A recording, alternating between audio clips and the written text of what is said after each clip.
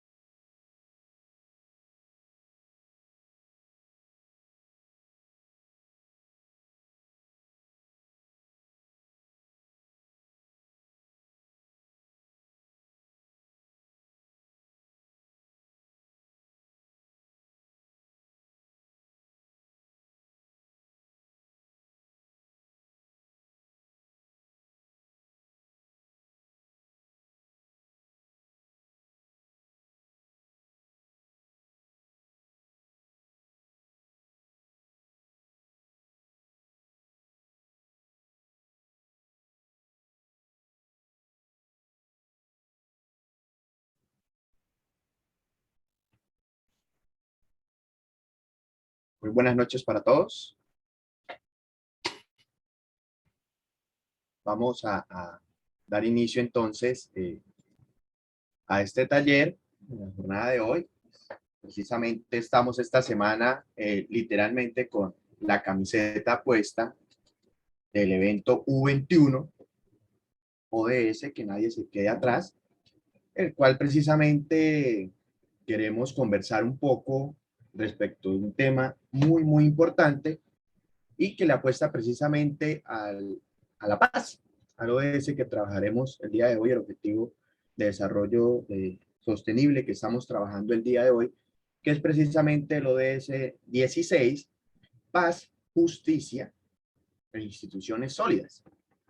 Entonces, en el marco de este evento, se ha planteado desde su configuración y lo ha manifestado en varias oportunidades el profesor José David, decano de la Facultad de Ciencias y pues el director general de este evento, que ha llegado ya el momento que nosotros como universidad, como ciudadanos universitarios, como institución, nos empecemos a pensar, empecemos a conversar y sobre todo a aportar a los objetivos de desarrollo sostenible, que buscan una cosa muy importante y una cosa muy puntual y necesaria, y es que podamos vivir en un mundo mejor, en una sociedad mejor, con unas condiciones óptimas y que perduren en el tiempo y que garanticen que las generaciones futuras puedan aquí encontrar un mundo con unas calidades y cualidades especiales. ¿Listo?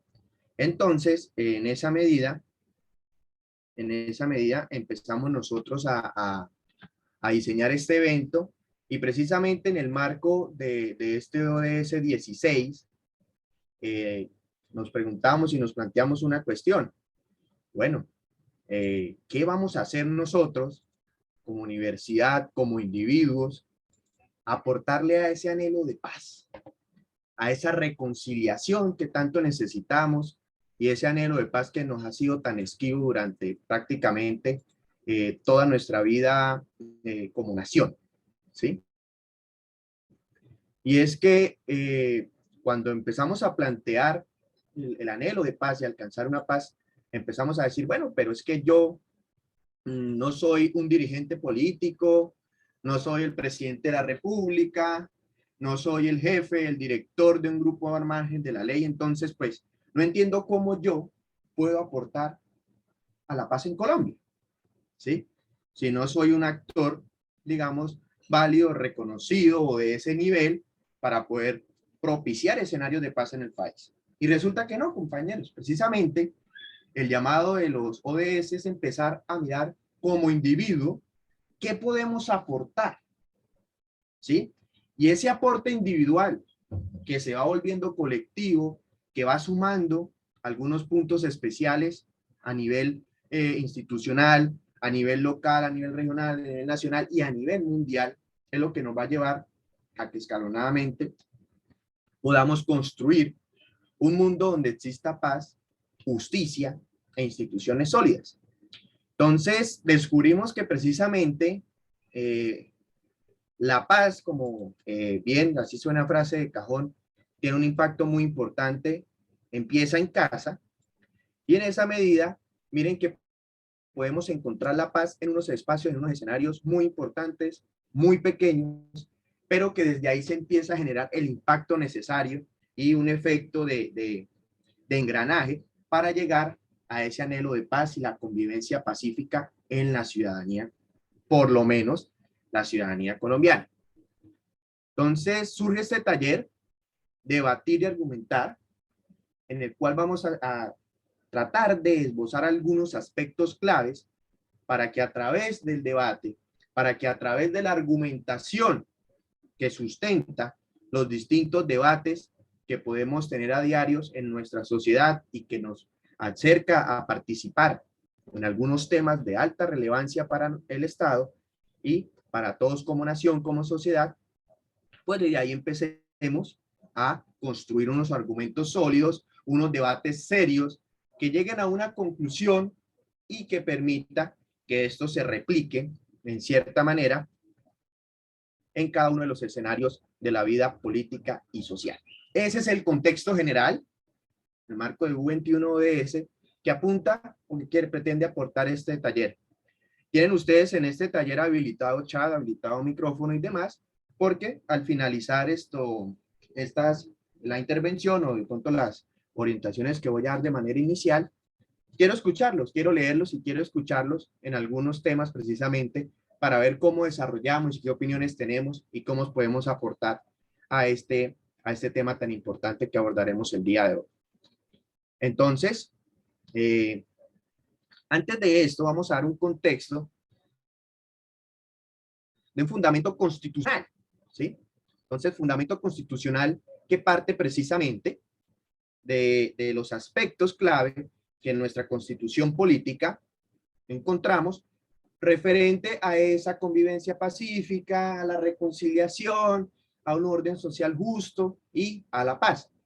Esto precisamente teniendo en cuenta mi formación, soy abogado egresado de la UIS y docente y coordinador de uno de nuestros programas a distancia, escritos al IPRED, como lo es la tecnología en gestión judicial y criminalística.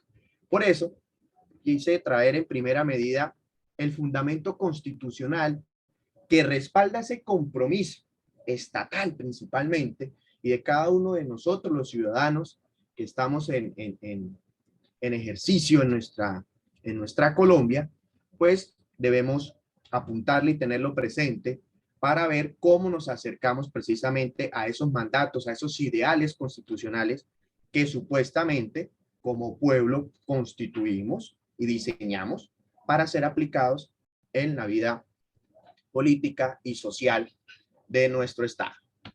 Entonces, partimos del preámbulo. Entonces, desde el mismo preámbulo de la Constitución se hace una introducción respecto de qué es esta Constitución política, cuál es la finalidad de esta Constitución política, una presentación de la misma. Y miren que acá encontramos ya unos elementos clave de el por qué una Constitución política como esta, que es nuestra Constitución actual, la Constitución de 1991. Y miren que se propone la Constitución Nacional como uno de sus tantos aspectos, y es, vea, nosotros queremos asegurar a los integrantes, al pueblo colombiano, los integrantes del pueblo colombiano, la convivencia y la paz, principalmente. Queremos asegurar, en el marco de nuestro texto constitucional, la convivencia y la paz de toda la ciudadanía. Y esto se logra dentro de un marco jurídico, es decir, con apego estricto a las normas, democrático y participativo, es decir, con la participación de todos nosotros. ¿Para qué? Para lograr un orden político, económico y social justo. Es decir, miren que desde ya la Constitución está reconociendo que tenemos como compromiso ciudadano y como compromiso estatal que aquí todos tengamos una convivencia pacífica y vivamos en paz. ¿Y cómo? Promoviendo a través de la participación, del aporte de nosotros mismos, de las instituciones del Estado, del sistema normativo, un orden político, económico y social justo en el que quepamos todos. Entonces miren que es el primer escenario ya de entrada desde el preámbulo que nos va dando la idea, oye, Colombia debe procurar que todos sus ciudadanos tengan una convivencia pacífica y que vivan en paz. Esa idea se refuerza precisamente en el artículo 22, en el artículo 2, perdón, el cual empieza a señalarnos, a hacernos un listado de los fines esenciales del Estado, es decir, ¿para qué tenemos un Estado? ¿Para qué estamos diseñando a través de la Constitución Política un Estado? Y es para lograr ciertos fines. Y en el tema que nos atañe, miren que nos empieza a involucrar ya más directamente. Vea, nosotros como Estado queremos facilitar la participación de todos nosotros en las decisiones que afectan a la ciudadanía en temas económicos, políticos, administrativos y culturales. Y también queremos asegurar, insiste la Constitución Política, la convivencia pacífica y la vigencia de un orden justo. Esto le da sustento a los distintos mecanismos de participación ciudadana con la cual contamos nosotros hoy en día en nuestro país. Es precisamente el voto, referendo, plebiscito, consulta popular. Estos son los distintos mecanismos, entre otros, que nos permiten a todos nosotros participar de esas decisiones.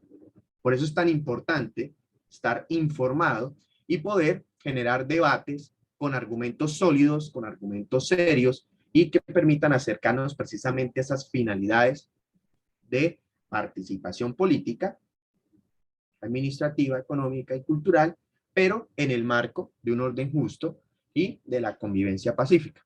Y puntualmente, el artículo 22 reconoce la paz como un derecho fundamental. De ahí surge ese anhelo, esa esperanza, esa expectativa de vivir en paz.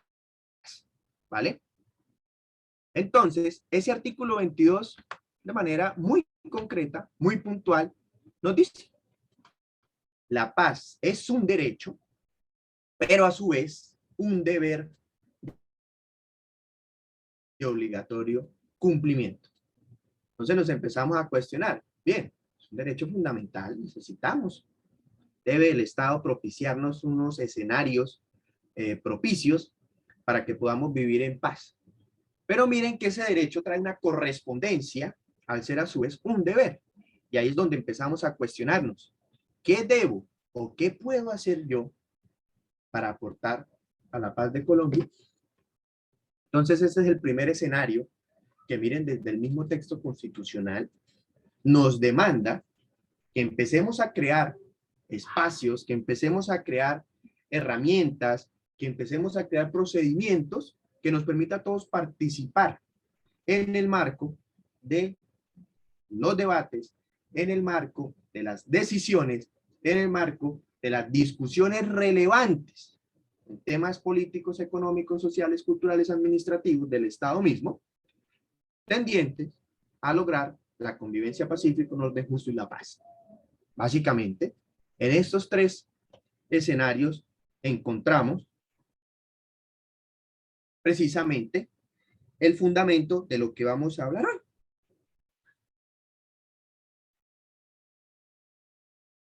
Argumentos para debatir. Antes de eso, quise traer esta imagen.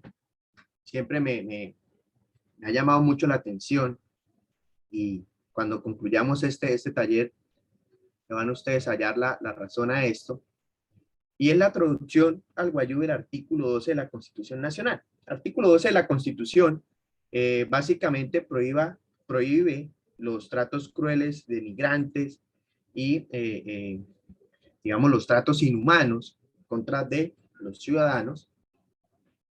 Y miren que cuando esto se traduce al guayú, manda lo que denota ese artículo 12 de la Constitución como derecho fundamental, que nadie puede ser sometido a tratos crueles e inhumanos.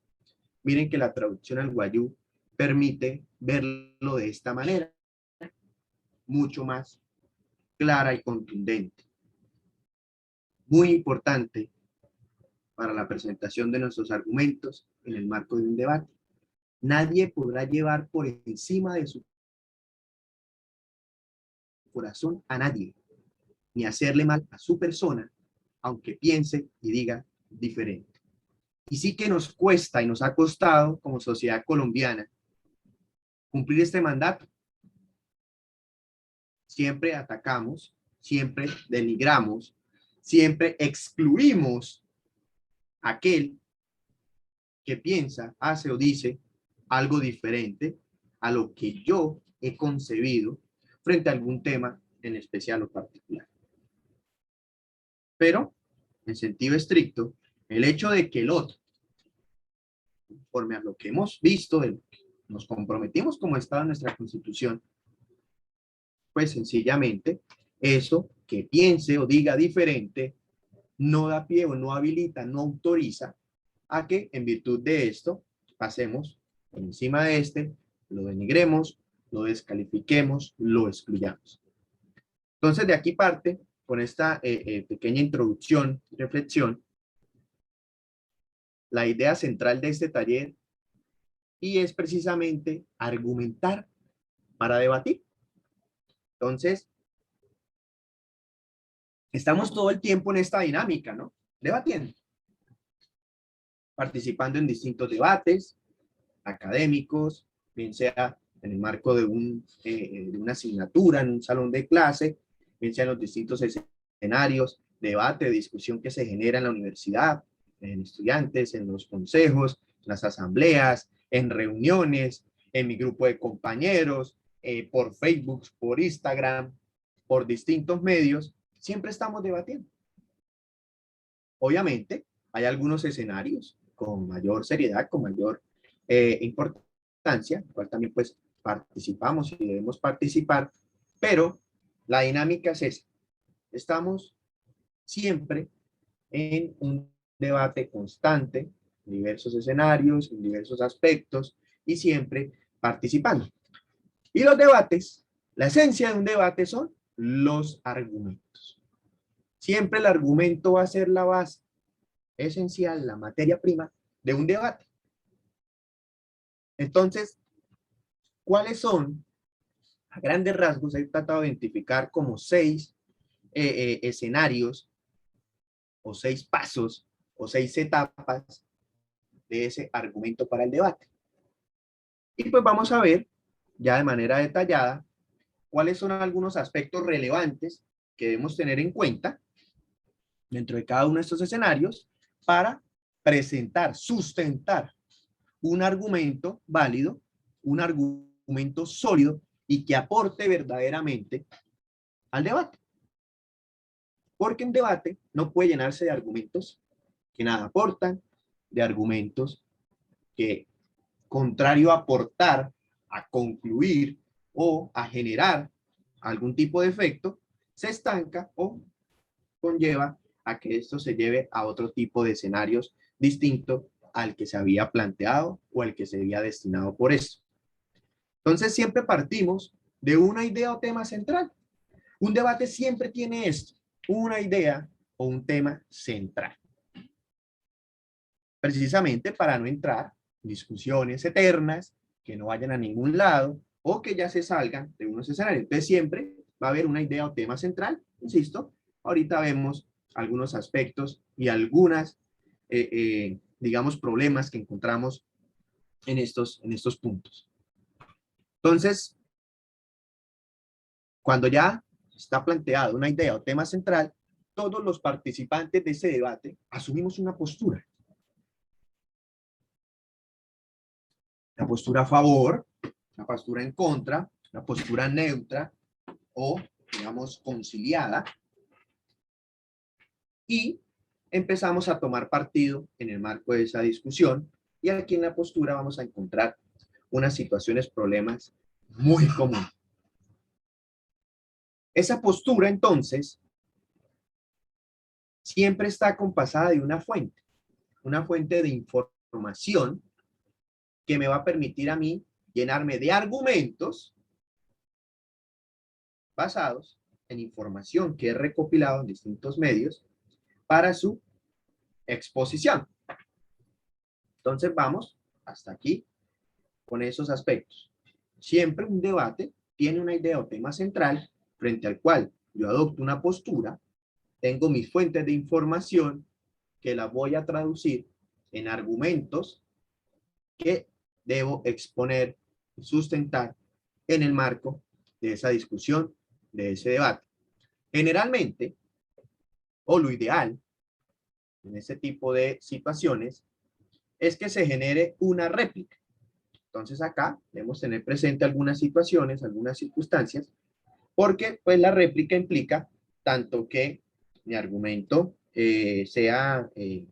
digamos, empiece a generar una controversia, haya una contradicción de mi argumento, entonces cómo yo recepciono esa réplica y a su vez esa réplica pues también implica que ante esa exposición de otro interlocutor que usó otros argumentos, que usó otras fuentes, que hizo una exposición diferente a la mía, pues yo tengo ese derecho de asumir esa réplica, es decir, proponer nuevos argumentos frente a ese señalamiento, frente a esa exposición que hace el interlocutor que está, digamos, en el otro extremo del debate.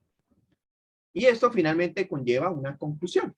Siempre un debate debe tener una conclusión que precisamente es la síntesis, el resumen de lo que ocurrió, de lo que se presentó, de lo que se expuso, de los distintos argumentos, y allí entonces quedan unas tareas, de allí quedan unas opiniones, quedan algunas actividades, quedan algunas decisiones incluso que pretenden ser aplicadas. Son estos 6 momentos que atraviesa un debate y en el marco del cual se van dando ese ejercicio argumentativo.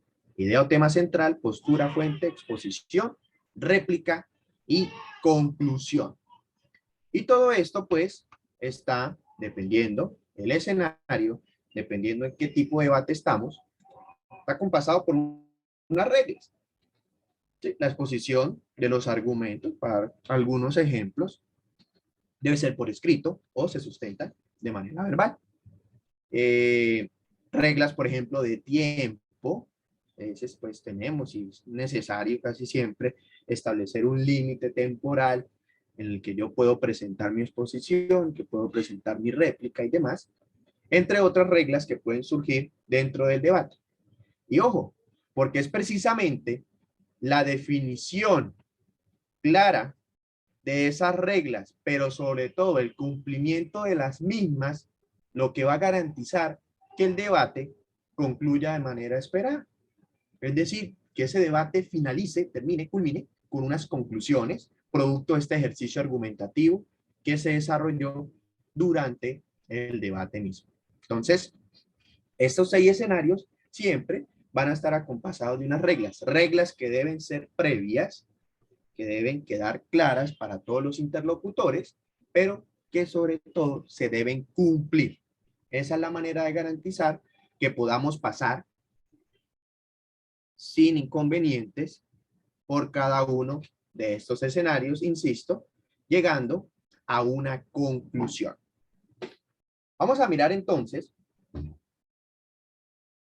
ya lo he advertido, aspectos relevantes y situaciones problema que se dan en cada uno de esos escenarios.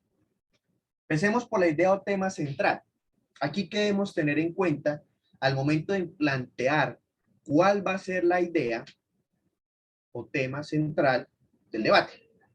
Primero, esa idea o tema central debe despertar un interés, especialmente un interés general y en la medida de lo posible que impacte un mayor número de personas para que el debate sea mucho más riguroso. Entonces, si por ejemplo en un debate, vamos a tener un debate sobre, qué sé yo, voy a dar un ejemplo, pues obviamente jurídico, no, yo quiero plantear un debate precisamente sobre la figura de la contestación de la demanda en el marco de un proceso civil. Entonces, un tema de ese talante, pues, va a despertar el interés precisamente de un sector muy reducido. ¿De quiénes? De abogados, de estudiantes de derecho y aquellos que pues están interesados precisamente en el área civil o puntualmente en el tema concreto de la contestación de la demanda. Entonces ya ese escenario yo lo debo tener en cuenta, ese interés yo lo debo tener en cuenta porque de eso depende el impacto que va a tener ese debate en las personas. Ahora, si yo planteo otro tema, entonces vamos a hablar de derechos humanos, pues ya es un tema que abarca de por sí a toda la sociedad y pues que puede generar, pensemos si se plantea esto al interior de la universidad, que participen estudiantes de diversas carreras con distintos niveles de formación, porque miren que ya el impacto que se genera por el tema o idea que se va a tratar es mucho más importante, mucho más amplio. La relevancia. La relevancia, entonces, está muy atada precisamente con ese tema de interés y el tipo de debate que voy a realizar. Es un debate meramente académico, es un debate político. Estamos en el escenario, por ejemplo, de un consejo del Congreso de la República. Tenemos algunas autoridades que, producto de este debate, pueden generar algunas normas que se puedan, digamos, cumplir respecto de cada una de esas ideas que planteemos acá. Entonces, esa relevancia del debate también permite saber la profundidad del mismo. Es decir, cómo lo vamos a enfocar, qué tipo de población está ahí, qué tanto tecnicismo podemos emplear y cuál es, digamos, hasta dónde llegaremos con las conclusiones de ese debate. Sí, puede ser una cuestión que puede generar sencillamente un ejercicio académico, puede ser un tema sencillamente que quiero compartir con un grupo social particular, o si en efecto, producto de ese debate, se puede generar algo mucho más grande, la creación de un proyecto de ley, por ejemplo, y que esto conlleve a que el Congreso de la República, pues, apruebe una ley que permita o que surgió como conclusión de este debate. Interés, entonces, ¿qué público quiero impactar? Relevancia, ¿qué tipo de connotación le doy a este debate? Y profundidad, el alcance, hasta dónde, cuáles serían los efectos que pueden producir las conclusiones de este debate. Eso lo debo tener en cuenta al momento de plantear la idea, tema central. Y esto también nos sirve para temas logísticos. Con eso yo puedo tantear qué escenario es el adecuado, si lo puedo hacer por redes sociales, si tengo que hacer algún tipo de formalidad, si me sirve un salón pequeño o necesito un auditorio de tantas personas, entre otros aspectos. La postura. La postura que yo voy a adoptar al momento de participar de un debate debe tener en cuenta estas circunstancias. Y esta es de pronto la más importante y la más difícil. El manejo de sentimientos, emociones y experiencias. Porque precisamente cuando hablamos de tomar una postura en el marco de un debate, ahí ya entramos parcializados al mismo. ¿Ok? De tal suerte que si yo no tengo un buen manejo de esos sentimientos, de esas emociones y de esas experiencias, pues muy seguramente no voy a poder hacer o presentar un argumento sólido, un argumento válido, un argumento bien estructurado en el marco del debate. ¿Por qué? Porque producto de ese sentimiento, emoción o experiencia, estoy tan parcializado que me niego precisamente a escuchar al otro o tener en cuenta o en consideración precisamente lo que el otro, que tiene sentimientos, emociones y experiencias diferentes a las mías, las va a plantear en el marco del debate. Es precisamente esto lo que genera las dificultades más relevantes, más importantes en el desarrollo de un debate. No poder manejar adecuadamente esos sentimientos, emociones y experiencias. ¿Por qué? Una esencia natural del ser humano. Entonces, si voy a participar de un debate, pensemos sobre víctimas del conflicto armado, y yo precisamente fui víctima del conflicto armado. Vivía en un pueblo allá, producto del conflicto, me mataron a mi mamá, a mi papá, a mis hermanos, violaron a mis hermanas y a mí me reclutaron para un grupo subversivo. Miren la carga de sentimientos, emociones y experiencias que puedo tener y cómo esto me va a mí a afrontar el debate. Sobre todo cuando otra persona, pensemos, vive en una ciudad capital, estrato 6, no prestó servicio militar, pagó la libreta, sus papis se la pagaron. Miren que la experiencia que él tiene y la visión que él puede tener de un tema como el conflicto armado, pues se puede basar únicamente en lo que ha visto en los medios de comunicación, en lo que ha leído, ha estudiado de pronto de historia del conflicto, y él va a llegar con esa experiencia a debatir, y usted va a llegar con esta otra. Y muy probablemente cuando tengamos argumentos contrarios, esto puede generar un conflicto en el debate. Y el debate, en lugar de garantizarnos la convivencia pacífica y la paz, nos va a generar un conflicto y nos va a profundizar el conflicto. Y lo vemos totalmente a diario. Entonces, yo debo tener la capacidad, la madurez tal para poder primero expresar al momento de tomar mi postura frente a un tema o idea central de un debate, mis sentimientos, emociones y experiencias. Teniendo siempre presente, sobre todo, la madurez necesaria para entender y comprender que muy probablemente me voy a encontrar con interlocutores con sentimientos, emociones y experiencias diferentes a las mías, y que esto se va a ver enfocado precisamente, o que esto se va a ver reflejado en las discusiones que podamos tener, en las exposiciones de esos argumentos y sobre todo en las réplicas. Y empezamos a rayar ya en unas reglas de convivencia y de respeto que afectan el debate o lo sacan de su finalidad, que es, a partir de la idea o tema que se planteó, llegar a unas conclusiones que permitan tomar acciones o que conllevan ya una toma toma de decisiones. Entonces, importantísimo el manejo de sentimientos, emociones y experiencias al momento de definir mi postura. Obviamente, las posturas que yo voy a tomar están muy influenciadas por esos sentimientos, emociones y experiencias. Y eso no está mal. Lo que está mal es que yo, producto de esos sentimientos, emociones y experiencias, ya inmediatamente no acepte argumentos que vayan en contravía de los míos, precisamente porque hay sentimientos, emociones y experiencias diferentes. ¿Ok? Entonces, vean lo clave de este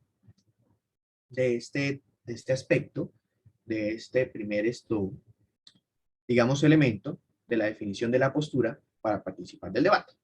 Y el otro es el ámbito. Entonces, el ámbito me define muchas cosas. Primero, ¿qué lenguaje voy a usar al momento en que vaya a sustentar, que vaya a exponer mi postura? Porque si yo hoy soy un versado en el tema, pensemos, vamos a hablar de aborto.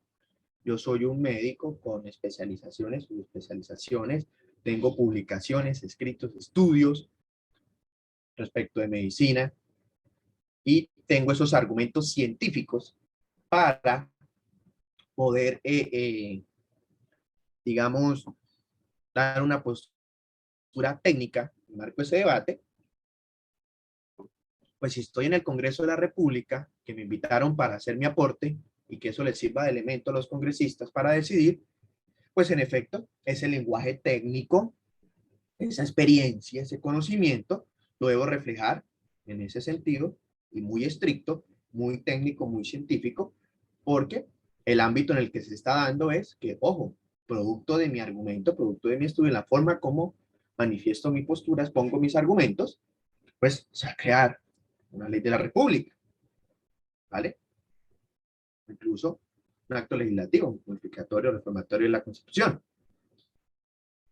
Pero si me invitaron a que yo exponga mis estudios, mi conocimiento sobre aborto a un grupo, por ejemplo, de estudiantes de medicina o estudiantes de derecho o estudiantes incluso de otras disciplinas, trabajo social, ingeniería, pues el lenguaje tiene que ser un poco más sencillo, un poco más comprensible para el público que tengo enfrente, ¿vale?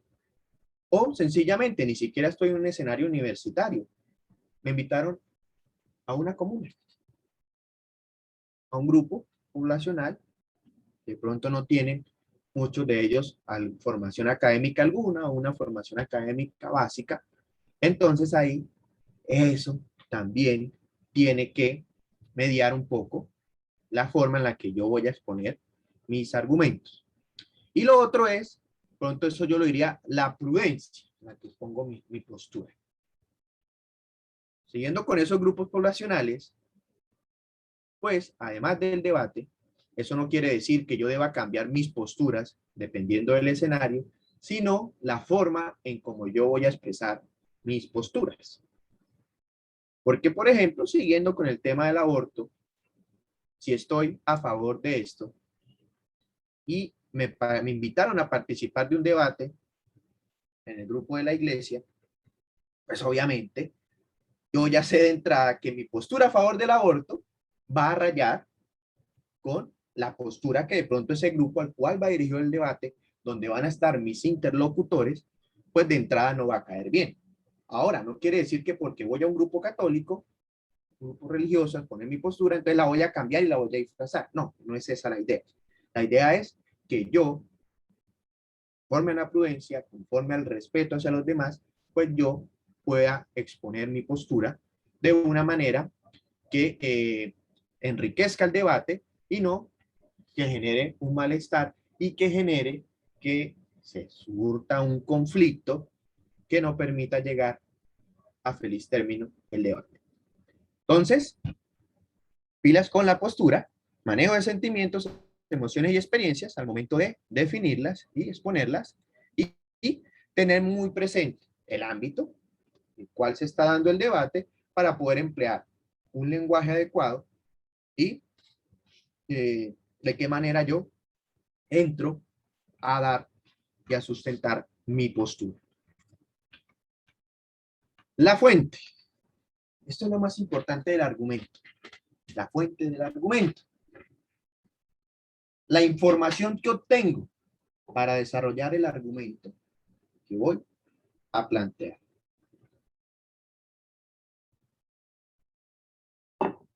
A mí me encantan las redes sociales. Pienso que las redes sociales juegan hoy un papel muy importante en la sociedad. Permiten que haya comunicación masiva y podemos decir que sin ningún tipo de distinción, porque cualquier persona puede hoy tener acceso a Facebook, WhatsApp, Instagram, Twitter y demás redes sociales, que antes de pronto era un poco más limitado, no teníamos los teléfonos inteligentes, entonces solo hasta que estuviéramos en la casa, si teníamos computador, podíamos estar, ahora podemos estar todo el tiempo conectados a las redes, y pues ya hay teléfonos móviles con un precio muy asequible, hay planes de datos con precios muy asequibles, hay zonas Wi-Fi buenos, en buenas partes de distintos escenarios, todas las ciudades y demás. Entonces la conectividad en redes sociales, más con la pandemia que se potencializaron, pues nos permite que haya una comunicación masiva y asequible a todo público. Pero ojo, que esa comunicación masiva y sobre todo que puede generar o que puede participar de esta prácticamente todo el mundo, puede generarnos problemas al momento de obtener fuentes para sustentar nuestro argumento. Por eso, lo más importante al momento de escoger la fuente con la cual vamos a soportar nuestro argumento debe ser la veracidad. Y nos corresponde a nosotros, al que va a exponer el argumento, garantizar la veracidad de la fuente. Y esto se logra acudiendo a fuentes confiables, textos, en efecto, artículos científicos, cuando empleamos como fuentes o publicaciones de medios de comunicación, pues ver que sean medios de comunicación reconocidos, válidos, trayectoria, quién fue el que salió esa fuente, porque precisamente la veracidad y la procedencia son importantes. Entonces, cuando yo tengo claridad respecto de la procedencia de la fuente, de quién fue el que suministró o puso en conocimiento de la sociedad esa información, pues yo puedo garantizar la veracidad de la misma. Y, voilà, obviamente, pues uno, como ya tiene una postura, digamos, ya parcializada, pues uno va a buscar fuentes que apoyen su postura. Pero lo ideal al momento de buscar esas fuentes del argumento es que esas fuentes sean lo más imparciales posibles. Porque si yo ya tengo una idea preconcebida sobre un tema, y estoy buscando fuentes de información y encuentro que esas fuentes de información van en contravía de mi postura, de mi argumento, pues yo sencillamente las descarto. No, ojo. Si bien voy a buscar fuentes que apoyen mi argumento, no puedo despreciar aquellas fuentes contrarias y por eso es mejor tener fuentes totalmente imparciales, porque así yo puedo darle una mayor solidez o incluso replantear o mejorar mi postura, mejorar mi argumento. Entonces, pilas con la fuente. Hemos visto, y pasa mucho en redes sociales, y lastimosamente han sido replicadas por nuestros mandatarios, por nuestros dirigentes políticos y demás, incluso por profesores y demás académicos, han sido replicadas fuentes de información totalmente falsas, totalmente viciadas, totalmente alteradas. Entonces, la fuente del argumento, donde verificamos la procedencia de la misma para garantizar veracidad y parcialidad, es una fuente sólida y válida que le da una robustez, una solidez al argumento que voy a plantear en el debate. Viene el momento de pronto más importante y tal vez el más difícil de un debate, la exposición de ese argumento, la exposición de esa postura. ¿Qué aspectos debo tener acá? La fluidez, el uso adecuado del lenguaje y la asertividad. Es decir, un argumento, una postura bien preparada, bien estudiada, bien sustentada, fluye, se expone de manera natural, de manera constante, de una manera concreta, acertada. El uso adecuado del lenguaje es importante. ¿Por qué? No solo, como ya le he hecho énfasis, para el tipo de público al que va dirigido, sino también, pues, hay unas reglas, obviamente, propias del uso del lenguaje, decidas por la RAE, hay unos términos incluso que están vetados, ya porque estos términos atentan ya o rayan con la dignidad humana, ¿sí? Cuestiones tan sencillas. Entonces, por ejemplo, vamos a hablar, ojo, de los habitantes de calle. Entonces, en el marco de la exposición de mi argumento, es que los gamines esos de la 15, los habitantes de calle, tenemos en la ciudad principalmente, que transitan sobre la carrera 15, hay cuestiones de este tipo. Es que los mongólicos, oiga, ¿cómo que los mongólicos? Oh, ¿dónde queda la dignidad humana? Pues personas con discapacidad, con limitaciones, uso adecuado del lenguaje. ¿Por qué? Porque miren que en la exposición del argumento, en la exposición de la postura, en el marco del debate, está el éxito del mismo. Porque acá es donde se empieza a romper ese equilibrio, es acá donde se empieza a romper ese debate ameno, constructivo, que facilita la convivencia, que nos acerca aún con quienes tienen una postura contraria a la mía, en el cual pues estamos aportando a la paz, en la forma en como yo exponga mi argumento, eso empieza a rayar y a generar los conflictos, que es precisamente lo que queremos evitar en el marco de los debates, evitar los conflictos y poder llegar desde la idea a la conclusión sin ningún tipo de tropiezos. Entonces, en la exposición del lenguaje, debemos del argumento, perdón, debemos ser también muy asertivos. Miren que hay un tema central sobre el cual versa la discusión. Entonces, una exposición asertiva, pues precisamente conlleva a que yo exponga mi argumento relacionado con el tema que estamos tratando. ¿Sí? Entonces, no es que estemos hablando de peras y toda mi exposición fue sobre manzanas. Ahora, yo tenía una postura, digamos, a favor del tema, pero producto de mi exposición parece ser que estoy ahora como en contra. Entonces, ¿qué pasó ahí? No hay claridad en la exposición del argumento.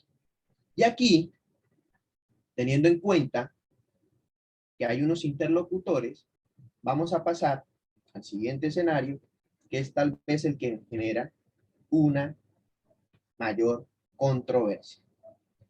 Y es en la réplica. Porque el respeto aquí es clave. Hay una regla, digamos, clara, como ya una frase muy constante en el tema de los debates y la argumentación es cuando no se ataca el argumento, ¿qué es lo que debemos atacar en debate? El argumento contrario al mío es el que yo ataco. Pero cuando yo en mi réplica, en mi exposición incluso, no ataco el argumento, sino a la persona que planteó el argumento, se perdió el respeto y se perdió el debate. El respeto, reglas básicas que recuerden, les señalé que siempre esos debates deben tener unas reglas previas y conocidas por todos. Yo las debo cumplir y respetar.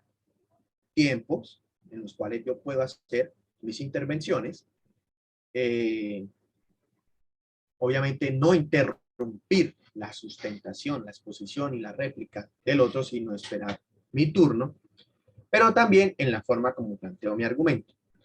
Y es que muchas veces en la réplica empezamos a descalificar, no el argumento, que es lo que naturalmente debe suceder, sino a la persona. ¿De qué manera? Estamos hablando de justicia transicional, el marco precisamente de los acuerdos de paz. Y hay una persona ensañada en que eso es imposible, que cómo así, que esos manes que violaron, que mataron, que hicieron, que no sé qué, cómo que no van a pagar cárcel, o cómo que 8 años de cárcel, porque tan poquito, que eso es imposible, que se regalaron, que se bajaron los pantalones. Y vamos a la réplica. Y el otro interlocutor es un doctor en Derecho y Ciencias Políticas, de doctorado, magíster en Derechos Humanos, ha escrito 3 libros sobre justicia transicional y los acuerdos de paz. Pues yo debo usar esas capacidades, esas experiencias, esos conocimientos para poder controvertir el argumento de que cómo así que unas personas que mataron, violaron, no van a pagar cárcel, van a pagar unas condenas, digamos, muy bajas. Pero si de entrada esta persona no descalifica ese argumento de que eso es regalarle el país a la guerrilla, sino que ataco al que dijo eso, perdimos. ¿De qué manera? A ver, es que como usted no es abogado, es que como usted no entiende, es que como usted no tiene sino la primaria, es que yo soy doctor, es que yo escribí, es que yo, el único que sabe aquí soy yo. Entonces usted no sirve. Miren que descalifiqué al interlocutor y no su argumento, que es lo que persigue.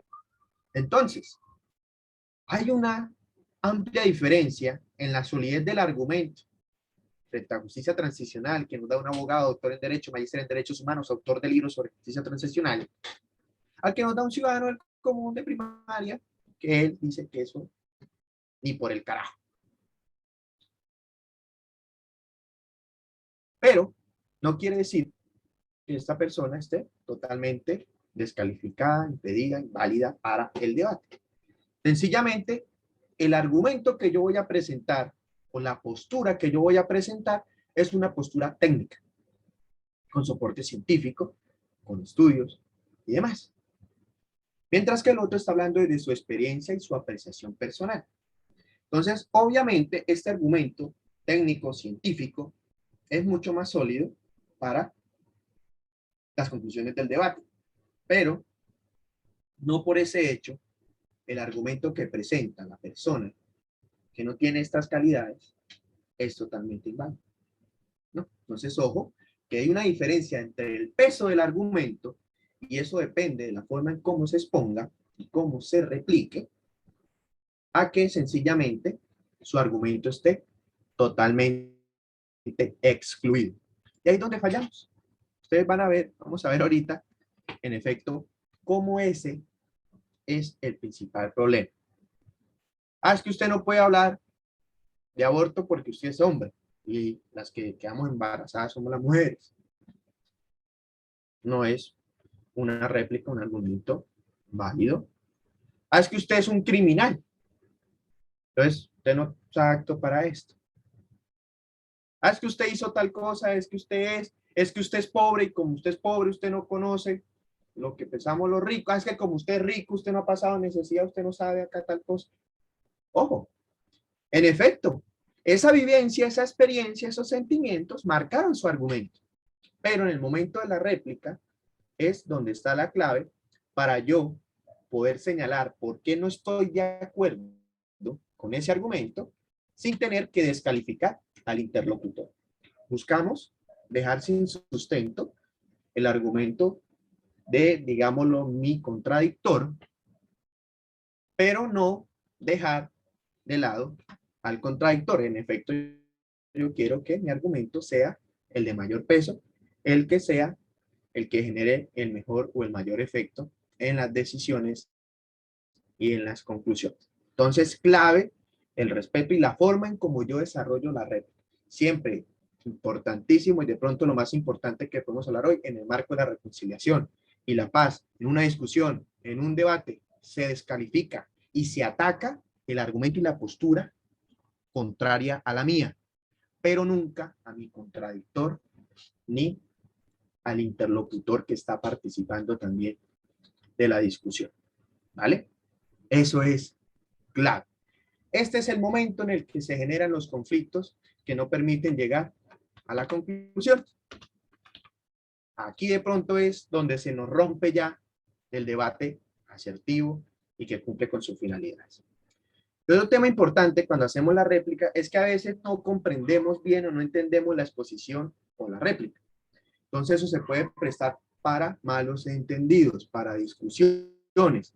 Entonces, no nos puede dar temor, incluso es sano, pedir aclaraciones, pedir que se complemente, hacer preguntas para poder estar seguros que lo que yo entendí, que lo que yo comprendí del argumento, de la exposición del argumento, es lo que la persona que lo expuso era el sentido, era lo que él quiso finalmente exponer. Porque precisamente cuando no comprendemos o comprendemos una cosa distinta, también el debate empieza a variar o de pronto creemos erradamente que nos están ofendiendo, que nos están atacando. ¿Listo? Entonces, en la réplica clave, el respeto, la forma en cómo asumo la réplica que me hacen y cómo yo desarrollo mi réplica, y también estar seguros en lo que yo comprendí del argumento, la réplica, era el sentir de la persona que lo manifestó. Y finalmente la conclusión. La conclusión es algo muy importante, la finalidad es lo que se logra ya de esto.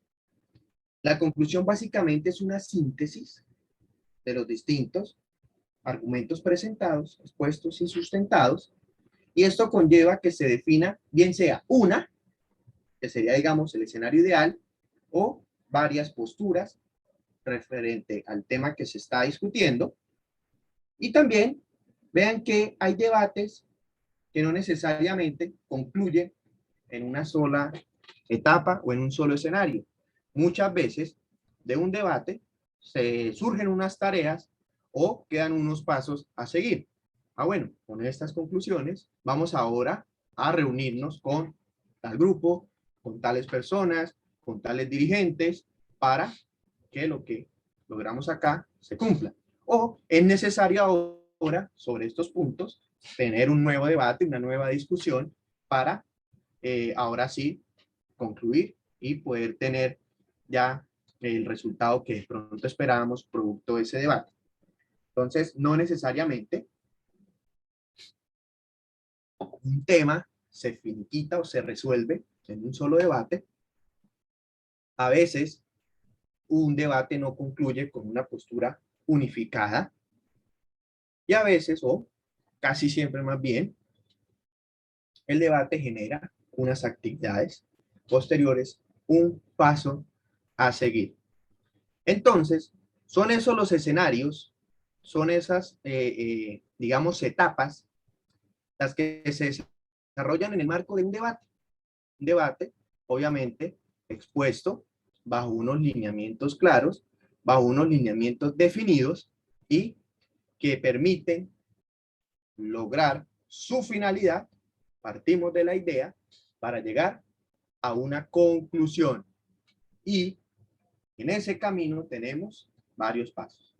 Tenemos la definición de una postura, las fuentes de información que soportan la postura que voy a pasar a exponer, la réplica que me realizan y que yo realizo, de las posiciones de los interlocutores, para así aterrizar en una conclusión. Veamos un ejemplo de los expertos más expertos en debate o en debates, que son los miembros del Congreso de la República. Esos señores, su trabajo principal es debatir, y no debatir cualquier tema ni en cualquier ámbito, debatir los temas relevantes para el funcionamiento del Estado. Y que las conclusiones tienen un efecto muy importante, porque aquí, producto de esos debates, se concluyen en leyes de la República o en actos legislativos reformatorios de la Constitución.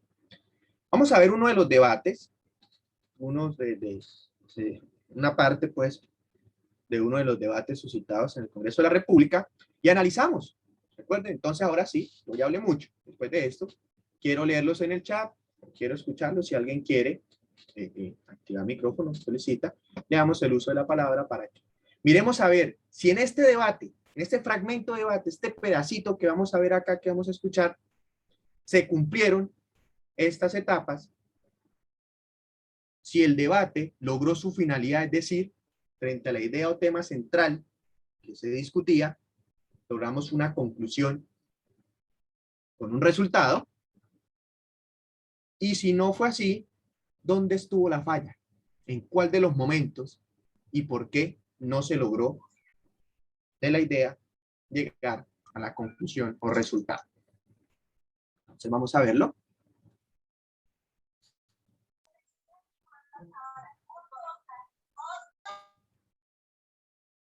¿Está Juan Niño con el micrófono activado? ¿Ah? Es un debate del 2018. Hace pocos minutos se presentó el primer rifirrafe en el Congreso entre senadores del Centro Democrático y la FARC. Entre los protagonistas se encuentran el expresidente Álvaro Uribe y el exguerrillero Carlos Antonio Lozada, quien hoy se conoce como Julián Gallo. Hubo fuertes señalamientos de lado y lado. Pero también nosotros participamos activamente, y participamos activamente cuando un gobierno, como el gobierno que usted acompañó, del doctor Juan Manuel Santos, decidió suspender la extradición de los cabecillas. Ahí tienen a Santrich de las FARC, que no lo quieren dejar extraditar a pesar de que hay evidencia de que estaba en los negocios. Este señalamiento de la senadora Paloma Valencia durante un debate sobre consumo de drogas en el Senado desató una andanada de descalificaciones entre el... Entonces miren acá ya el primer escenario. El debate era sobre el consumo de drogas. Esa era la idea o el tema central. Y estaban exponiendo sus posturas, sus argumentos y demás. El Centro Democrático y la FARC. Jesús Santrich hoy en día está preso ilegalmente, como lo ha dicho incluso el último pronunciamiento de la Corte Constitucional, que reconoce que fue detenido sin existir pruebas.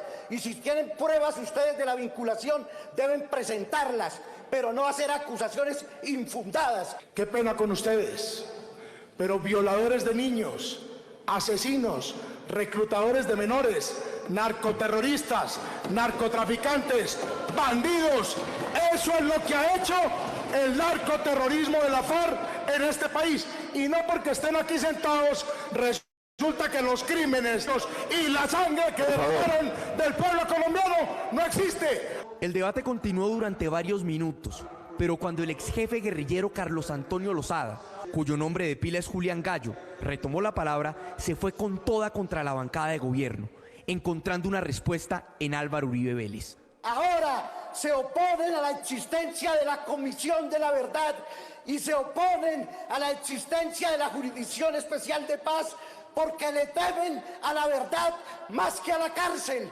Y ese es el debate que necesitamos hacer de cara a este país, para que aquellos que delinquieron desde el poder también le respondan a la sociedad colombiana. La diferencia es muy sencilla.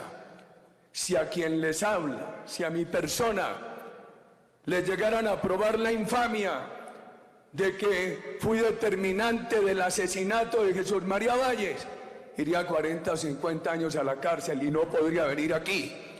Pero aquí están sentados asesinos con largas condenas que no pagan un día de cárcel, no pagan un día de cárcel. Yo perdería el derecho a la elegibilidad política, ellos no. El debate, citado con el fin de discutir el aumento de consumo de sustancias psicoactivas, derivó en una discusión sobre cultivos ilícitos, lucha contra el narcotráfico y proceso de paz. Bien, entonces aquí vimos el fragmento de ese debate. Entonces, el tema o idea central era precisamente el consumo de sustancias ilícitas, revisar un poco cómo estamos en ese aspecto, qué tanto ha afectado y qué decisiones debemos tomar a nivel legislativo para controlar ese fenómeno, ese flagelo que pues ataca precisamente buena parte de nuestra población, de nuestra sociedad. Pero miren que no logró llegar a feliz término. No llegamos a la conclusión.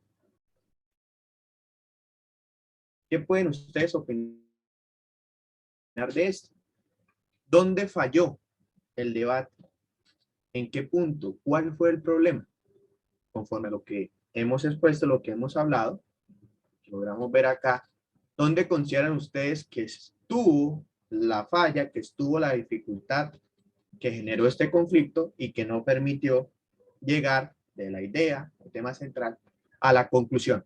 El que quiera participar puede escribir en el chat o levanta la mano y activa el micrófono y los escuchamos. ¿Dónde fallamos?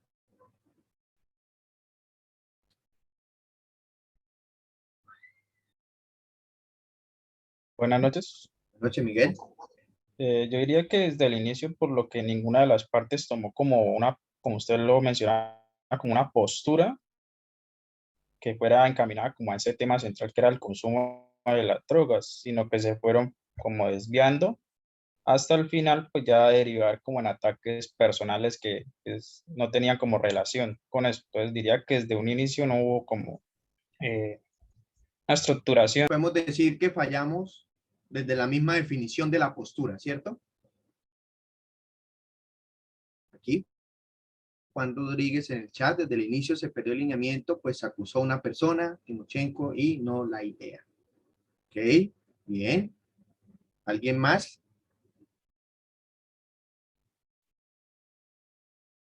¿Qué vemos ahí? ¿Cómo se atacó a la persona y no el argumento? ¿Enrostrando qué? ¿O sacando a relucir qué cosas de la persona?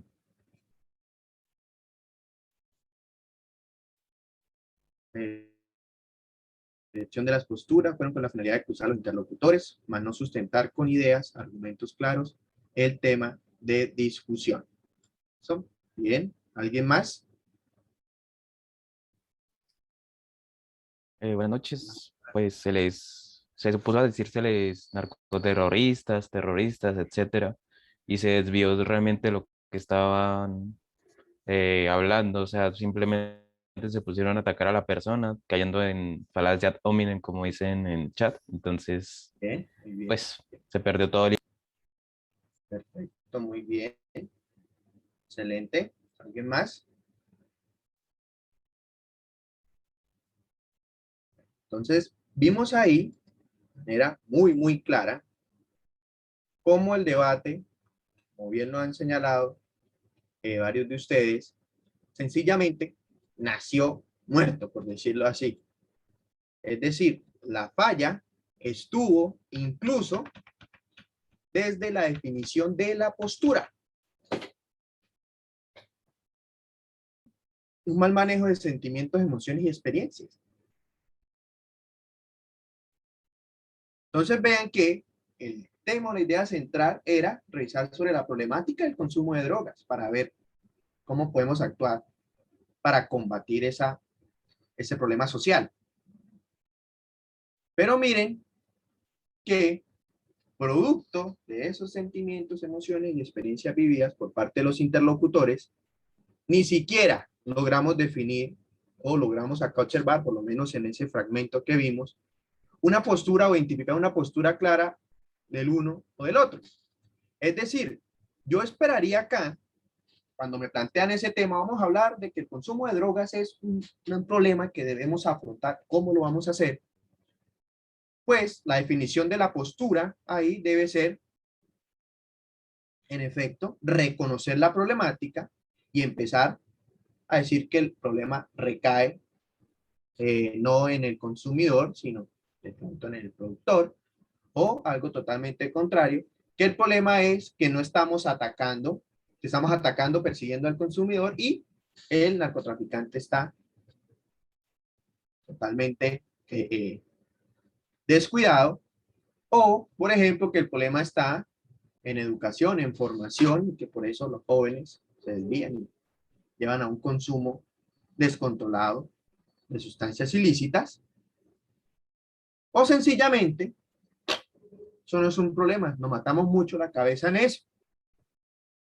Legalicemos el consumo de drogas, de todo tipo de drogas, que cada quien mire a ver. Son posturas contrarias, controversiales, podemos decir lo uno o lo otro, pero son posturas claras. Pero miren que aquí, entonces, empezamos a hablar de cultivos ilícitos, empezamos a hablar de otro tipo de temas, empezamos a hablar de la Jurisdicción Especial para la Paz, del acuerdo con la FARC, pero ya nos estamos como desviando. No quedó clara ni siquiera la postura de cada uno de los extremos. Pero también el desarrollo, si bien podríamos encontrar cierta similitud, cierta coherencia en hablar de esos temas, con la idea central, la exposición, pero sobre todo la réplica, fue totalmente descabellada. Uno ve eso y dice, oiga, pero en el Congreso hay un poco de criminales, un poco de delincuentes. Entonces, asesino, violador, o sea, están llamando a lista en el Congreso, el asesino, violador, entonces cada uno se va parando, ¿cierto? Entonces, asesino, violador, es que usted porque llegó aquí, y entonces ahora se cree que cuando usted no tiene aquí, su argumento no sirve porque usted es un asesino, violador, porque usted es de la FARC, que usted no, porque usted es del Centro Democrático, que es uribista y que ustedes apoyan narcoterroristas, narcotraficantes y no sé qué. Miren que, en efecto, como ustedes lo señalaron, se centró el debate en atacar a las personas, atacar al interlocutor, a dejar sin efecto, a invalidar al interlocutor y no su argumento. Y eso también se dio porque ni siquiera se expusieron claramente los argumentos. Miren que empezamos fue a atacar y a desviarnos del tema. ¿Y eso en qué derivó? Como conclusión. ¿Qué pasó después de esto? ¿No? Ahí murió todo. Pelearon, se acaloraron, bueno, sí, entonces miramos a ver, ¿salió algún proyecto de ley? ¿Salió alguna decisión? ¿Vamos a citar a algún funcionario del gobierno a que venga a sustentar qué está haciendo en la lucha contra las drogas?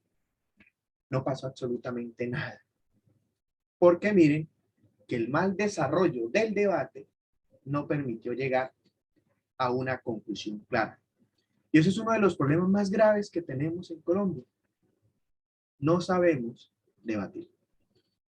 No sabemos sustentar un argumento sin atacar al interlocutor que lo define. Y eso no es de ahorita. Toda nuestra historia ha sido basada en esto. Miren el periodo de la patria boba, o no ponernos de acuerdo en cómo íbamos a organizarnos. Llegado la reconquista. Entonces queríamos ser centralistas, no que centralistas, no que federalistas, entonces no, pues de mala, entonces matémonos aquí para ver quién gana por la fuerza. No, entonces que conservadores, no, que entonces liberales. Y el que no era conservador ni liberal, no importa, porque somos la mayoría. O que gane el más fuerte. Entonces tuvimos la guerra de los 1000 días. Llega después el fenómeno del narcotráfico. Entonces, no, que usted entonces es de derecha, usted es de izquierda. No, entonces usted es de centro, entonces usted es esto, usted es esto otro. Y descalificamos siempre a la persona. Y nunca nos sentamos a mirar la razón de su argumento o cómo pensamos en su argumento.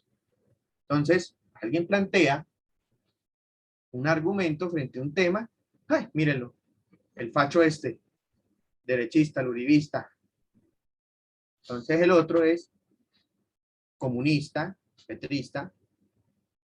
Oiga, no espere. Es que yo considero que esto así, pero no así. Ah, usted es un tibio. Usted no sirve. Tome postura, mijo. ¿Cuál está allá o está acá?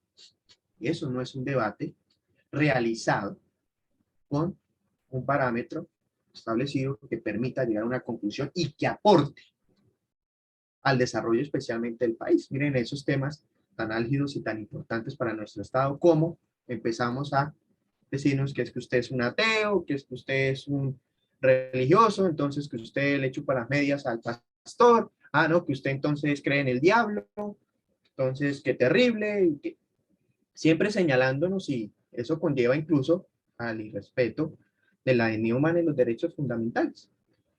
Y al generar esos conflictos, miren que nos alejamos allá de ese propósito de paz, de ese propósito de convivencia pacífica y de vivir en un estado con un orden social, económico, justo.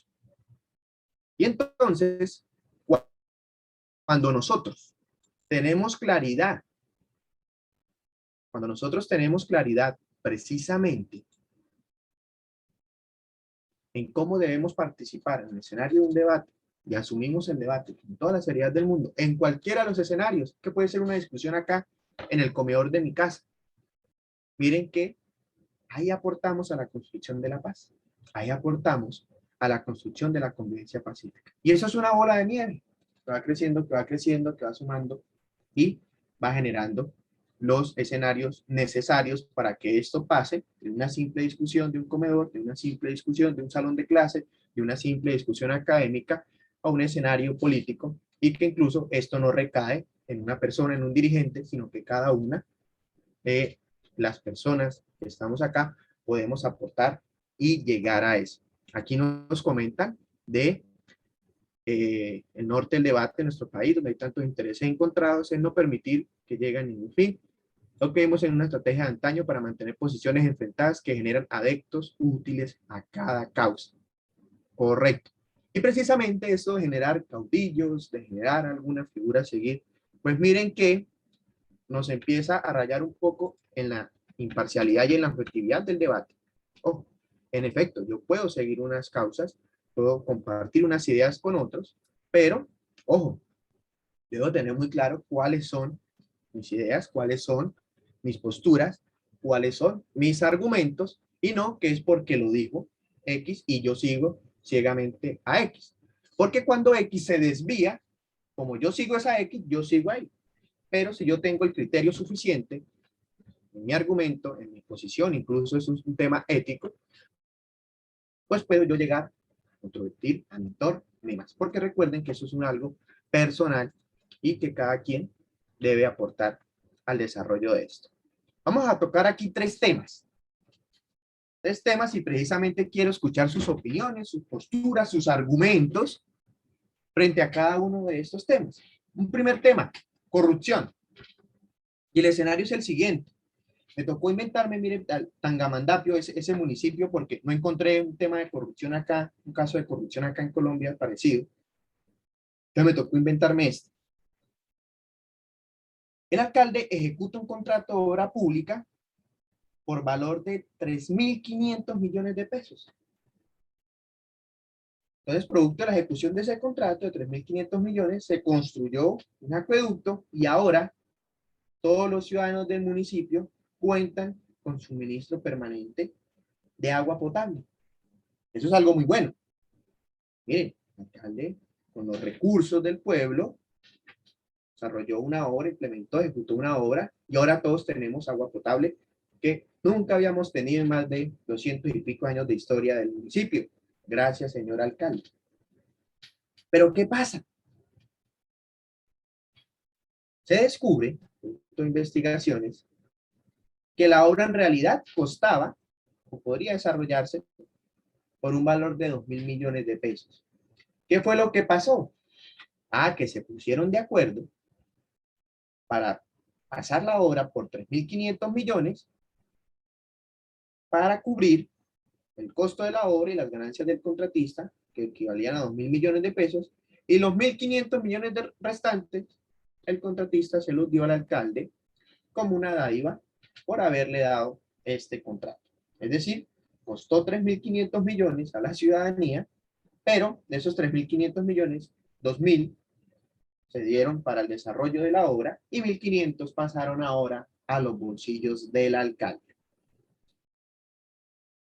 ¿Qué podemos sustentar con esto? ¿Qué debate se puede generar de acá? ¿Esto está bien? ¿Se logró su finalidad? ¿Es correcto? Quiero escucharlos. ¿Qué postura podemos tomar frente a esto? ¿Es aceptable? Sí, eso siempre pasa. Quiero escucharlos frente a este tema. Vamos aquí a analizar esta situación. ¿Esto estuvo bien? ¿Estuvo mal? ¿Está chévere? ¿Tenemos agua? Nos costó más de lo que debía, pero no pasa nada. Doctor, ¿Sí, Ela? sí señor, esto pues totalmente reprochable, profe, porque es que realmente no se trata de dilapidar los recursos públicos, se trata de que si yo elegí a un mandatario era para que tomara como las mejores medidas y las mejores decisiones para una comunidad. Entonces, para nada es aceptable que un mandatario tome los recursos y haga ese tipo de triquiñuelas para dilapidar los recursos públicos, profe. Gracias, Ela. ¿Alguien más? Bueno, yo considero, hola, buenas noches, primero que todo. Jesús. Bueno, yo considero que es una, pues es que es un acto también reprochable y que pues bajo ninguna circunstancia pues se puede aceptar. Digamos que uno en el común de los colombianos escucha mucho que la gente dice, bueno, que robe, pero que haga algo. Y a mí personalmente, o sea, nunca estoy de acuerdo con eso porque no es que, no, o sea, bajo ninguna manera pues se puede aceptar que nuestros dirigentes pues roben los recursos. Entonces, pues es algo reprochable, pasa mucho en nuestro país y, y digamos que la gente se siente contenta porque la gente dice, bueno, a la larga obtuvimos una obra y ya, pero es que detrás de eso hay el detrimento de los recursos públicos y pues las cosas no pueden seguir así. Entonces no me parece que sea algo ético ni que esté correcto. O sea, ahí el fin no justifica los medios, que obtengamos el, el suministro de agua potable, pero entonces sacrifiquemos los recursos que son de todos. Gracias. Le voy a hacer una réplica. Ojo, para el ejercicio, no es mi posición personal. Voy a hacer una réplica para el ejercicio, obviamente no es mi postura. No, pero Jesús, llevábamos 200 y pico de años sin agua acá en el municipio. Ahora tenemos agua. Listo, el man se llevó 1.500 millones de pesos, pero no importa. ¿Qué prefiere? Aquí, pues sí, no se roban la plata, pero tampoco hacían nada. Ahora tenemos agua. Es que usted sí se vive quejando por todo. Profe. Mamerto comunista. Sí, sí, sí. ¿Mm? Empieza, mire. Miren cómo acá entonces el argumento ya lo empiezo a atacar. Y empiezo a justificar lo justificable. Y miren que eso es un tema totalmente ético. ¿Vale? Perfecto, sí, bacano. Bueno, tenemos agua potable, pero ¿a qué costo? ¿Sacrificando qué? ¿Sí?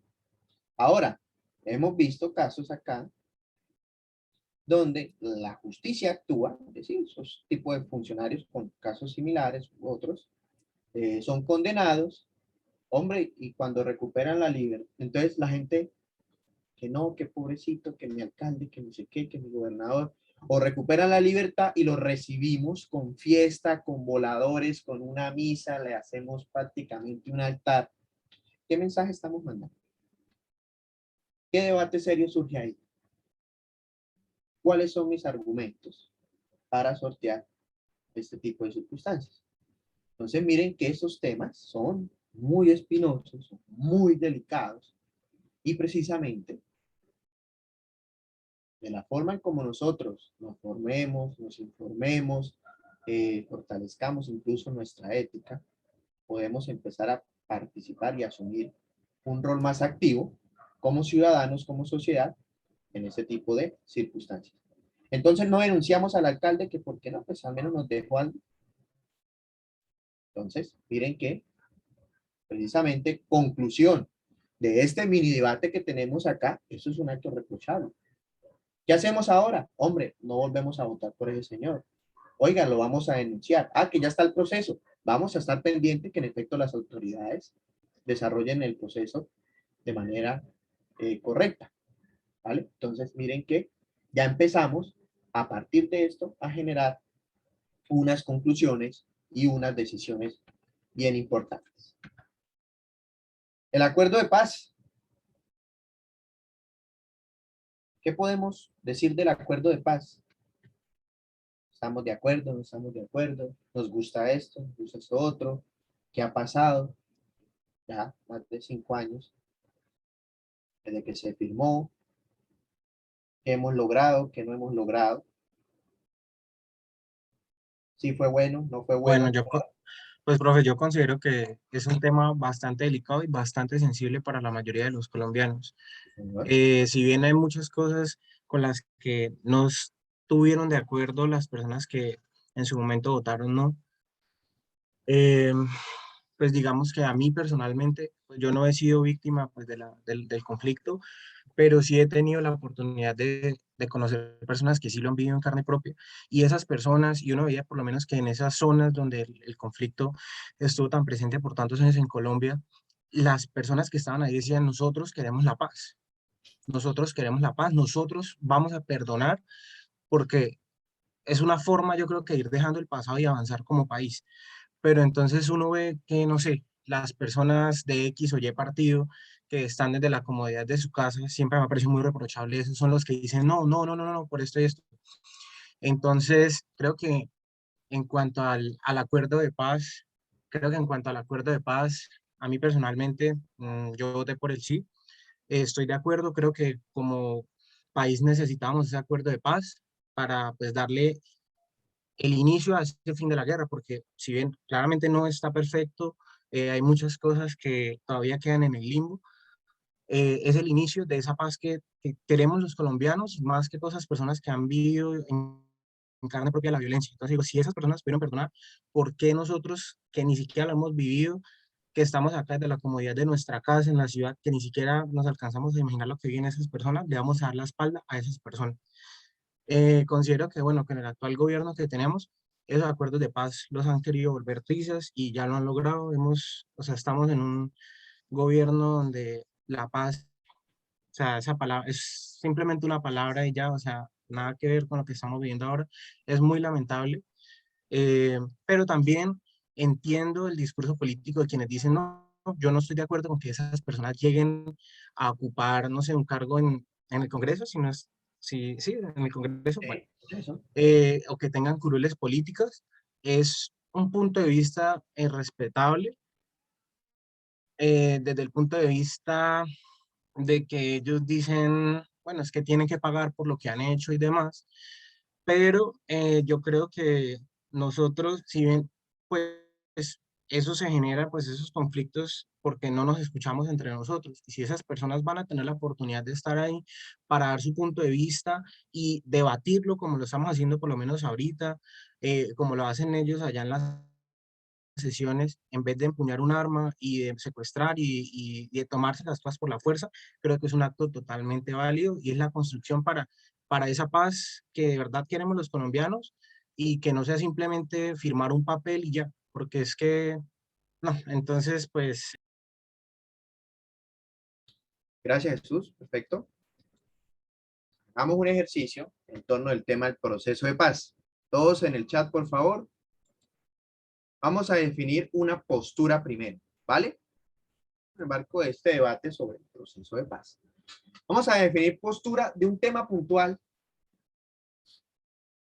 de los acuerdos de paz. ¿Listo? Entonces todos, por favor, con el chat activo y vamos a responder la siguiente pregunta con un sí o con un no, más nada. Solo ponen sí o ponen no. Lo que tiene que ver con penas privativas de la libertad. Uno de los temas del acuerdo es que los exintegrantes de la FARC que se movilicen, argumenten, que se acojan al proceso, que aporten a la verdad y reparación y garantía de no repetición de los hechos del conflicto, no irán a pagar ningún día de cárcel frente a ese punto de que estas personas, que a pesar de que cometieron todo tipo de delitos, homicidios, secuestros, violaciones con menores y demás, porque van a la JEP, cuentan la verdad, aportan, esclarecen el tema del conflicto, no paguen ninguna cárcel. ¿Ustedes están de acuerdo con esto? ¿Sí o no? Porfa, contestamos en el chat así. ¿Sí? No. ¿Están de acuerdo con que no paguen un solo día de cárcel a pesar de todos los delitos, pero como aportar Una pregunta. a la paz? No sé si estoy confundido, pero lo que conocí era que en este término habían delitos que iban a quedar por fuera de estos beneficios, que los delitos de lesa humanidad no iban a contar dentro de estos beneficios. Sí, correcto. De la JEP. Sí, hay unas restricciones y demás, y en todo caso, pues, aquel que no aporte, pues, sencillamente a la verdad de la reparación, sencillamente no va a ser sometido por este beneficio. Pero en regla general es eso.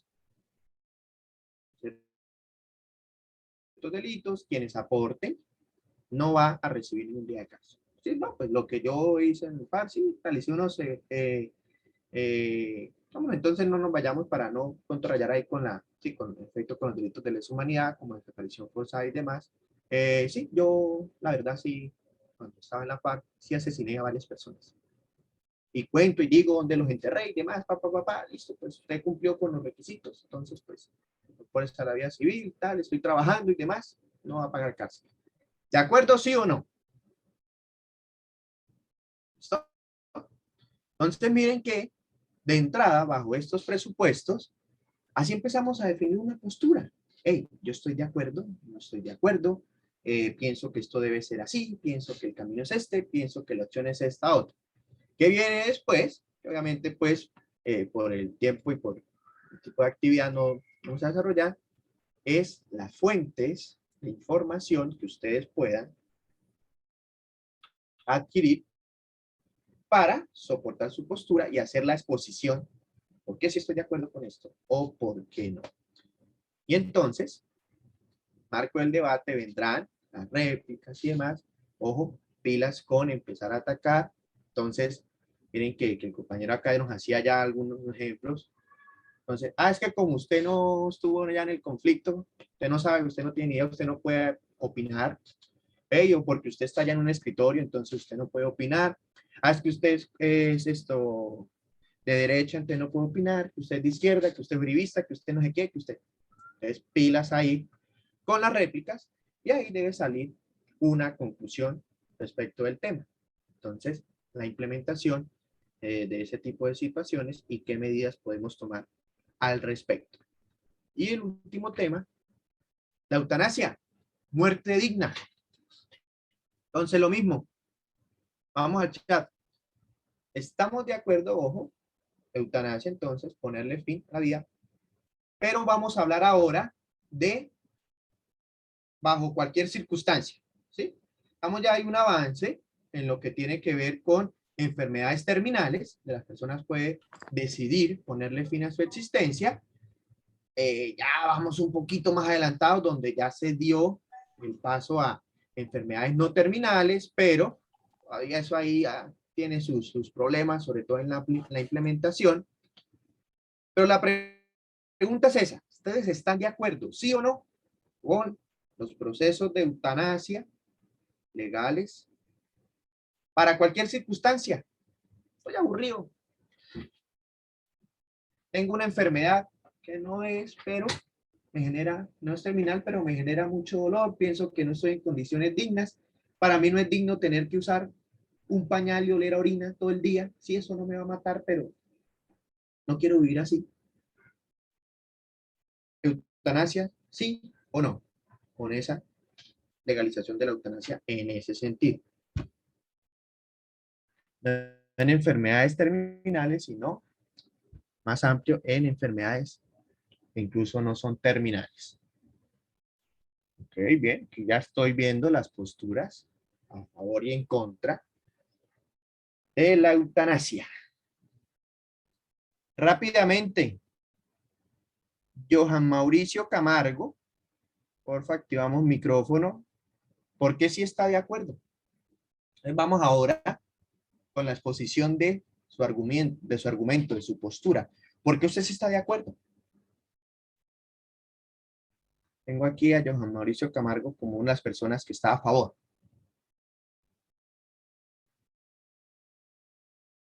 ¿Tenemos micrófono, Johan?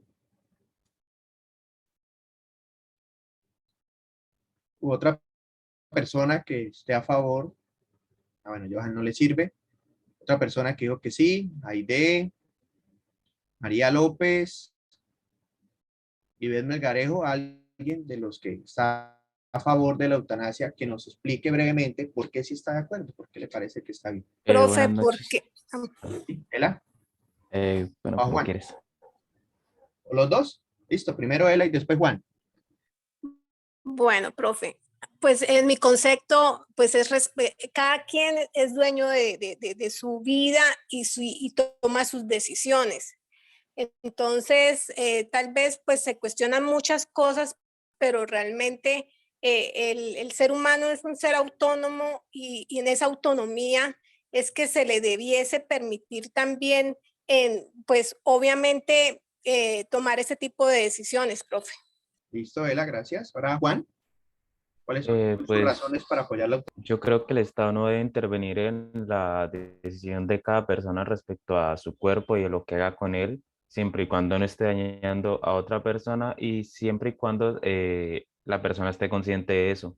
Sí, porque eso también es algo conflictivo que a veces surge con, digamos, las personas que tienen trastornos mentales, que entonces pues ahí ya surgiría como un debate ético que ya pues da para otra cosa. Sin embargo, creo que si una persona está consciente de lo que hace, ya sea por una enfermedad terminal, por una enfermedad o porque simplemente no quiere vivir, porque no sé, no le ve la vida algún sentido y no encuentra ayuda, no, pues es la autonomía de esa persona hacer lo que ella quiera con su cuerpo. Listo, Juan, muchas gracias. Juan, ¿usted es estudiante?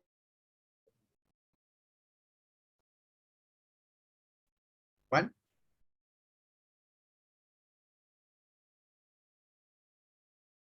Juan, ¿nos confirma? ¿Es estudiante? ¿Cómo? ¿Usted es estudiante? Sí, señor, ¿De qué carrera? de microbiología. Microbiología, bien. Ela es estudiante de gestión judicial y criminalística. Listo. Eso lo tenemos ahí para ahorita en la réplica mirar un asunto. De los que están en contra, aquí tengo a David Ayala, a Yurleyes Anaya, Angie Villabona, Carlos Pinzón.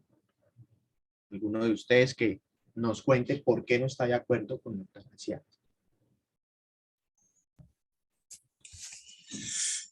Doctor, muy buenas noches, con Carlos Pinzón. Hola, profe, ¿cómo está? Bien, yo pienso que es que hemos venido exagerando mucho en esa denominada ejercicio de la autonomía de la voluntad en este y en muchos más aspectos. Pienso que sí es cierto que cada persona en el ocaso de su vida o de pronto a temprana edad, de pronto puede tener unas insatisfacciones con su vida personal y no solamente por problemas psiquiátricos, sino que simplemente, como lo dice usted, doctor, se mamó de vivir y entonces ya por eso pues tomó una decisión que me parece muy facilista. Pienso que la vida es todo un reto y pienso que hay que aprender a vivirla. No podemos ser tan cobardes si se va a legalizar, que sea para cualquier situación concreta, que no sea una situación terminal, algo que me obliga a padecer dolores pues insoportables y similares, sino que simplemente es el que ya no quiero seguir viviendo porque en todo me va mal en el amor, en los negocios y en similares situaciones, pues me parece que es una situación muy facilista que debemos pretender conservar lo que casi que está también en vía de extinción, que es el género humano como tal. Démonos cuenta cómo hoy día ya nuestras nuevas generaciones ni tienden a casarse ni tienden a tener hijos. Luego está en juego es de por sí mismo la vida que hay que protegerla. Profe, Muchas gracias. gracias. Es más bien una postura intermedia, no la eutanasia en cualquier circunstancia, sino mantenerla sencillamente para aquellos casos de enfermedad terminal. ¿Correcto, profe? ¿Sí le comprendí su exposición? Sí, profe, exactamente. Ya, Solamente importante. para esos casos extremos. Correcto. Entonces, miren si ven, una de las cosas que hablábamos en la réplica, oiga, espere, si yo requiero, es importante que yo comprenda bien cuál es la postura del argumento del otro. Tenía mis dudas, oiga, pero el profe dice que no está de acuerdo, lo escribió que no estaba de acuerdo, pero entonces después escuché como que sí, bueno, no, mire, profe, su postura es la intermedia, la que solo en casos terminales, miren que ya finalmente. Y miren cómo, en efecto, cada quien tiene sus argumentos para sustentar su posición. Entonces, ojo con las réplicas que pueden surgir de un debate como estos. ¿Por qué? ¿Qué réplicas o de qué forma no se debe realizar? Ah, no, es que, ¿de qué vas a ver de eso, hermano? Ah, pero es que, oiga, profesor Carlos, sí, como usted no es el que le está doliendo, no es el cuero suyo, ¿qué tipo de argumentos es eso? No, miren, yo tengo una concepción, defiendo esto, a mí me parece que en virtud de los derechos hay una autonomía. Estos son argumentos serios y miren cómo un debate de este tipo puede generar cualquier tipo de inconveniente si no se sabe controlar, desde el manejo de los sentimientos, emociones y experiencias, como una adecuada sustentación o exposición de los argumentos, basado pues en las fuentes correspondientes. Allá entonces tienen formación jurídica, entonces ya vendrán con jurisprudencia de la Corte, vendrán con la Constitución, como el que dice sencillamente, no, es que pues yo pienso que yo puedo hacer lo que se me da la gana. ¿Por qué? Pues porque sí, yo considero. Miren que pronto el argumento no es igual de sólido, pero de todas formas es un argumento válido y sencillamente que porque usted no es de tal disciplina, o porque usted no es tal cosa, o porque usted no está enfermo, entonces no puede opinar. Todos podemos debatir, todos podemos opinar, presentar nuestros argumentos y sencillamente lo que vamos a ponderar es la calidad del argumento y atacar los argumentos contrarios, no a las personas que los están sustentando. ¿Y eso cómo? Ejemplos mínimos, miren, en temas muy importantes a nivel nacional, incluso mundial. Pero el llamado es reconciliémonos.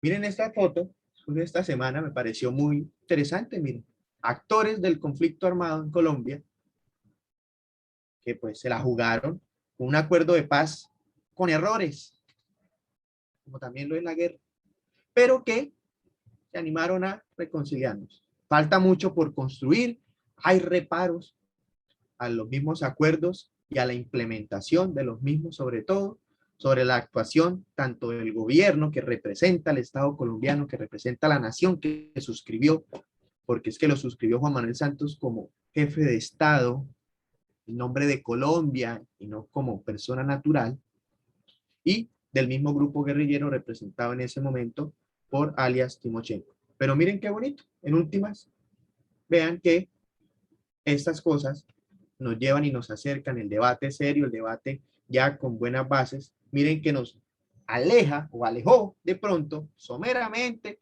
con pequeños pasos, pero se logró algo, avanzamos. Miren, en que en lugar de estar desde un escenario como es el Ministerio de Defensa, planeando ataques y bombardeos, y con armas respondiendo a esos ataques, cada uno defendiendo sus ideas, están ahí tomando cerveza. Y muy seguramente no comparten ideas o argumentos frente a un mismo tema, pero miren, podemos acercarnos, podemos reconciliarnos.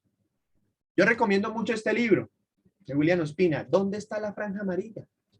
Que precisamente hace alusión a uno de los periodos más, digamos, lamentables entre todos los que hemos tenido en el país, de la guerra bipartidista. Liberales, los rojos; conservadores, los azules.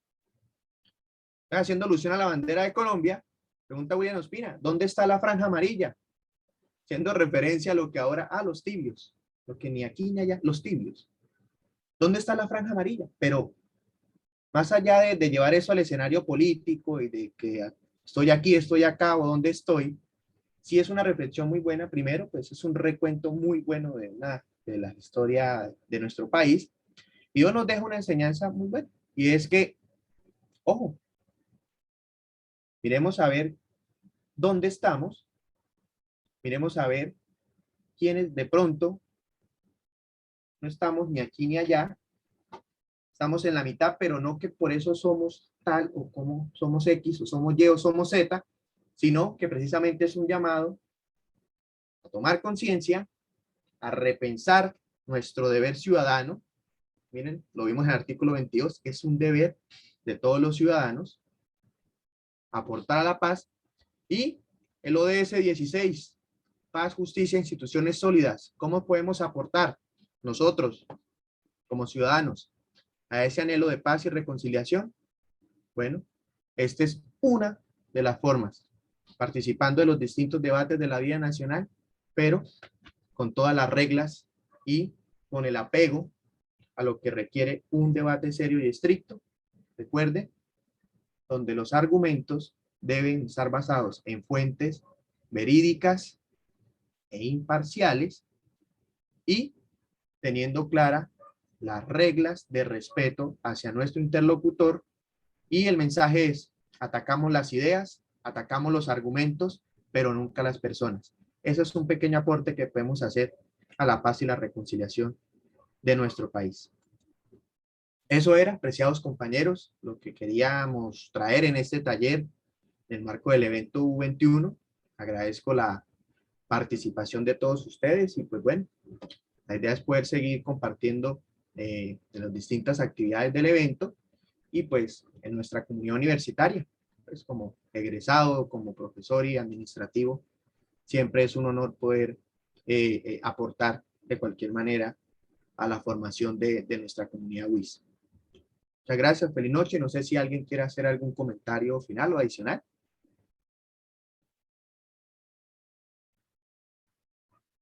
Entonces, les agradezco nuevamente y los felicito por sumarse a esta iniciativa de U21 y pues espero haber aportado un granito de arena en este tema para su formación y para sus intereses. Un abrazo y feliz noche.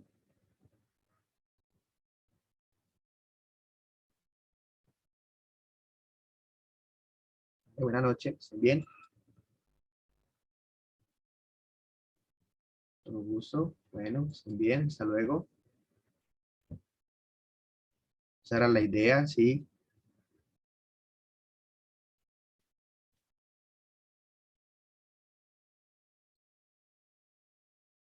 Es muy bueno el libro, de verdad se lo recomiendo. Excelente. ¿Dónde está la franja amarilla de William Ospina? Yo lo leí obligado en el colegio, porque en el colegio lastimosamente, bueno, algunos leemos los libros obligados, me lo pusieron ahí, tenemos que leer este libro, pero de verdad que me encantó y desde ahí me tiene marcado.